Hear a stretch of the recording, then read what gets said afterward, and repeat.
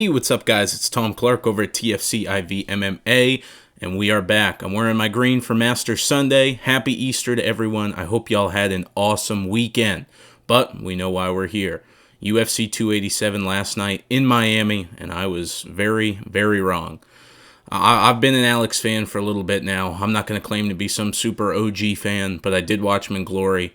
Always really liked the guy, very entertaining, and I thought he was going to get the win, but I was wrong. His inexperience really, really showed. I mean, he had the leg of Adesanya beaten up very bad, but you go in too quick, you leave the chin up, and you pay the consequences. Great win for Adesanya. I still don't like the guy, but you got to give him props where it's due.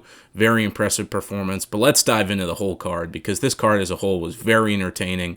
Kelvin Gastelum versus Chris Curtis got fight of the night. Highly deserving. And I believe performance of the night was Izzy and Rob Font, and I like both of those. These guys came out to play. It was an awesome card, and the UFC is going to be coming to Miami a lot more often, as you can tell from last night.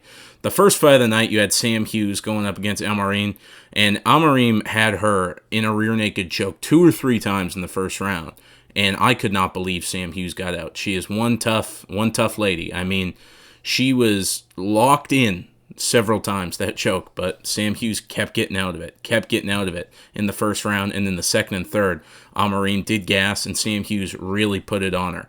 Very impressive win for Hughes. She was one of the bigger underdogs on the card, I believe at a plus 275, plus 300 range, and she went out there and put on the show. So very impressive performance for Sam Hughes. I was really excited to see it. I did pick Amarim. My total picks were 6 and 6 for the card, so dead even. But that's one where, even though I picked against her, you can't help but be happy to see Sam Hughes get the win there. You could see how overjoyed she was. She did slip up a little bit in her media scrum with reporters after, talking about her husband bet money on her. I don't know if that's legal or not, but hey, it is what it is. After that, we had Steve Garcia going up against Shayleon. And oh my goodness, what a fight this was. I told you guys Steve Garcia was an underdog worth playing, and he was one of the dogs I was more confident in. His striking's very crisp, and he recovers very well. And we really saw the recovery. Shayleon hit him with a shot in the first round, and I don't know how Steve Garcia did not go out. It was a crazy shot, a lot of power behind it, and Shayleon really controlled the majority of the first round, if we're being honest.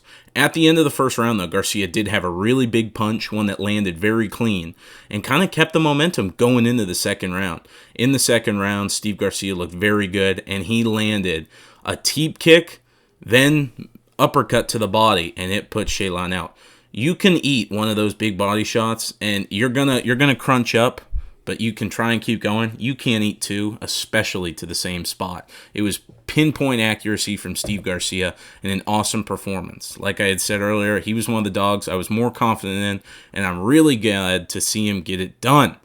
After that, you had Bahamondes going up against Ogden, and this was going to be a good fight. We know it was. Ignacio's very good on the feet, very entertaining, and he went out there, and the leg kicks are really what won him this fight. His leg kicks were phenomenal from the first minute of the fight to the last. I think 30-27, Ignacio was the right scorecard, in my opinion at least, but he put on a great fight. Not too much to say. It was a pretty clear win for him. Not too much back and forth, but overall, a very good fight, and very good to see Ignacio get the win there.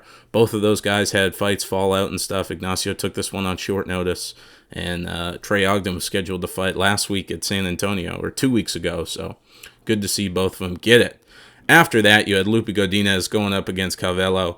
I actually did not get to watch this fight. I was driving, but from what I've heard, it was a very close fight that could have gone either way. So I think the one lesson we can take from that is do not bet Lupe Godinez as a huge favorite anymore.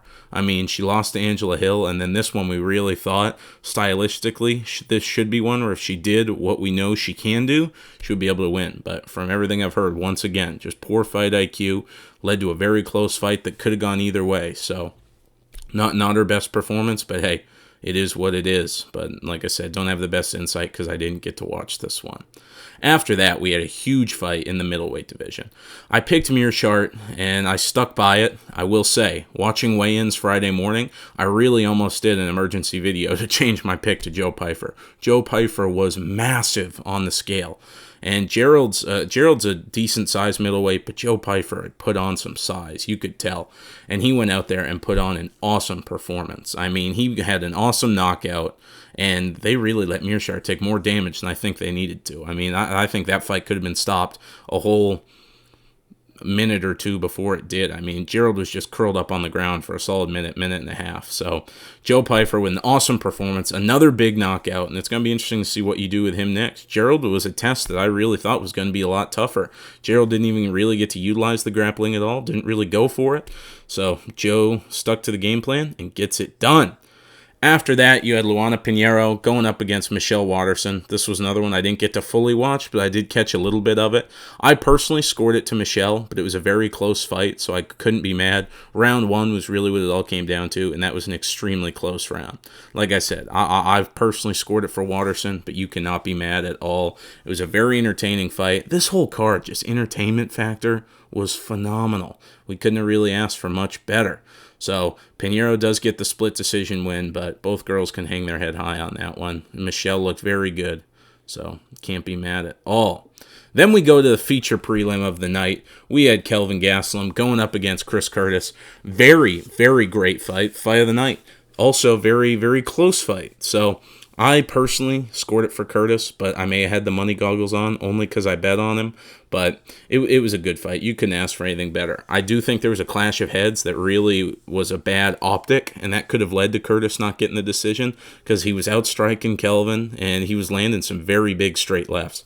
But you never know. Those judges have a very different view than we do watching at home, and their views are obstructed at certain points. So I don't know if that had anything to do with it, but that clash of heads, I think, certainly was not a good optic. But there's nothing you can really do with that. That's the tough part. So Kelvin gets the win, gets back on the winning train. Obviously, he looked a lot better than he has in his last couple fights. So team fight ready is helping. But we'll see what they do next with him. That's the tough part with Kelvin, is it seems like he can put up a good fight against these guys, 10 to 15 ranked, but we see what happens when he goes up against the top guys in the division. So it's tough, but I've always liked Kelvin. I really like Chris Curtis, so it was a tough one to pick, but I went with Curtis, and I was wrong. After that, we had Christian Rodriguez going up against Raul Rosas Jr., and what did I tell you? That's really all I can say on this one. I told you guys this was a huge step up in competition, and it may have been a little quick for it. This reminded me a lot of the Almarim Hughes fight, where Raul went out there, put on a crazy pace in the first round, and Christian almost got caught in a couple chokes, but defended very well. And then in the second and third, Raul gassed, and Christian really put it on him. 2 very dominant rounds in the second and third for Christian Rodriguez, and it sucks he missed weight because he's not going to get paid that full amount, but he got a lot of star power last night beating a guy like Raul. A lot of people tuned in to see this 18-year-old kid that everyone thought was going to run through Christian.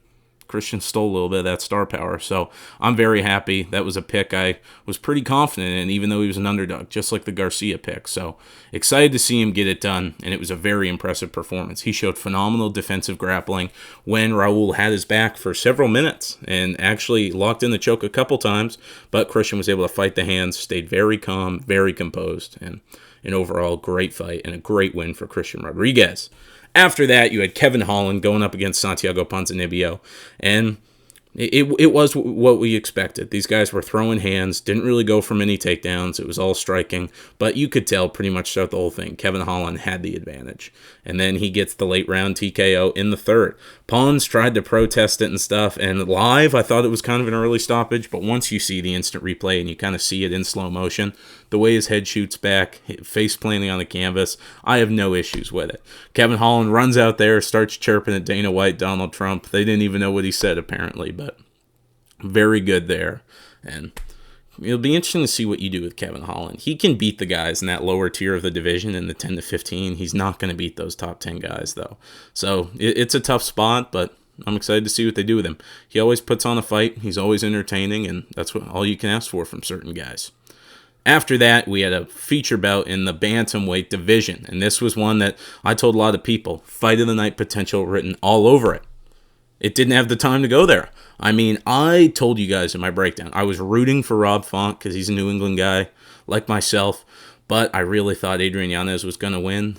John Anik always talks about bet against your hometown guys, so that way, if they lose, you still feel okay about it. I should have taken that advice in the main event. Just Just per warning.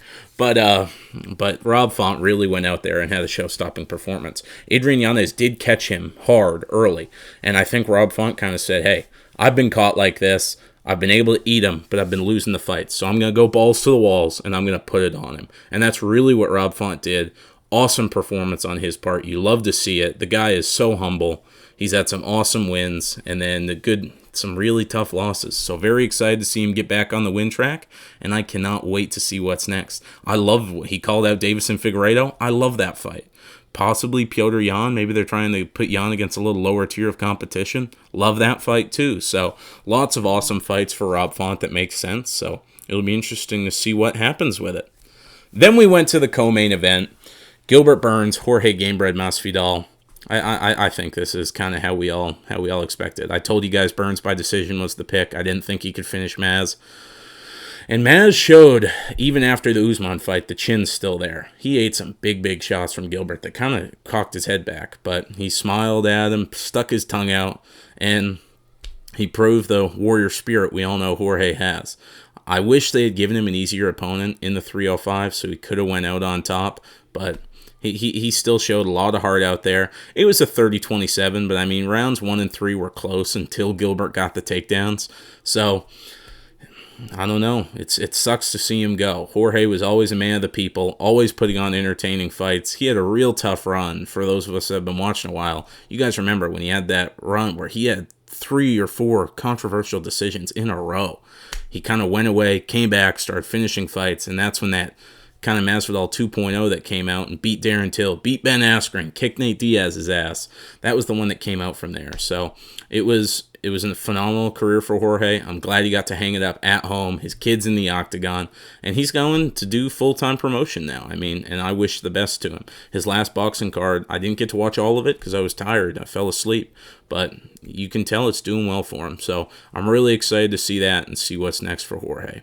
Then we go to the main event, and I know I kind of prefaced it in the beginning. Not really much else to say, but I was wrong.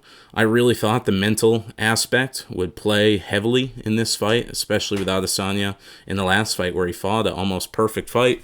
And I think it did play against him, but in a good way. He knew he had to let the hands go. He knew he couldn't just let Alex stalk him down. And like last time, Alex compromised the legs very early, even earlier than last time. I mean, after the first round, I said, Adesanya's not going to go traditional again. And the majority of the second round, he was all southpaw. And Alex hit him with some more leg kicks, even started landing leg kicks to the right leg when he was southpaw, to the point where, like I said, the lack of experience is kind of what killed Alex there. I mean, if he had stayed composed and just kept landing those leg kicks, he was hitting Adesanya with some big shots. He was opening Adesanya up. But he hit him with some leg kicks. Adesanya circled to the fence, and he put it perfectly in his post-fight. He played possum and kind of crunched up. Alex came in with his chin up, and Adesanya countered him. I mean, that's really all you can say on that one. Very impressive performance by Izzy. It's just, it leaves middleweight in a very tough spot, in my opinion. If Alex does go up to 205, obviously, what do you do at middleweight? There's just nothing logical there. If Alex stays, you do the trilogy bout, in my opinion, but Dana White said he wants Alex going to 205. But at 185, what do you do? Whitaker, 0-2. Vettori, 0-2. Cannonier got beat handedly. Paulo Costa got beat handedly. Derek Brunson obviously lost his last couple fights. DDP kind of needs to prove more. Sean Strickland, 1-2 in his last 3, even though the Cannonier fight was very close. Could have gone either way. But I don't know, man. It's tough. I know everyone is going to say I'm biased, and I am because I'm a huge fan of him, but possibly Khamzat Chimaev. If he can go out there, maybe you do the Costa fight in the summer, and if that goes well, which I think it will for Khamzat, gets the win, maybe you do him versus Israel in Abu Dhabi. So lots of possible matchups to come up, guys. I can't wait to see what's next. And like I said, all respect to Izzy. I still can't stand the guy, but all respect. He put on an awesome performance, and you can't dock him for that. Be interesting to see what's next. I hope Khamzat, but I hope you guys have a great Easter weekend. If you're going to be watching the Masters like I am, hope y'all enjoy it. Go Brooks, and have a great rest of your weekend, guys.